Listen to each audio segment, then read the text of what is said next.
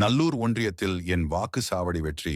வாக்குச்சாவடி உறுப்பினர்கள் கூட்டம் வேப்பூர் டிசம்பர் 14 கடலூர் மாவட்டம் நல்லூர் வடக்கு ஒன்றியத்திற்குட்பட்ட ஐவதகுடி திமுக உறுப்பினர்கள் கூட்டம் நடைபெற்றது.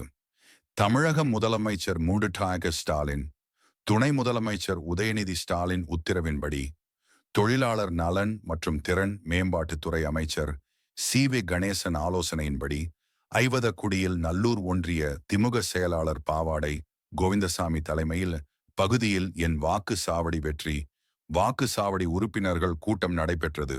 கூட்டத்தில் வர இருக்கும் சட்டமன்ற தேர்தலில் மீண்டும் முகடு ஸ்டாலின் தமிழக முதலமைச்சராக திமுக உறுப்பினர்கள், பூத் ஏஜெண்டுகள், கிளை நிர்வாகிகள் எவ்வாறு நடந்து கொள்ள வேண்டும் என ஒன்றிய செயலாளர் பாவாடை கோவிந்தசாமி விளக்கமளித்தார்.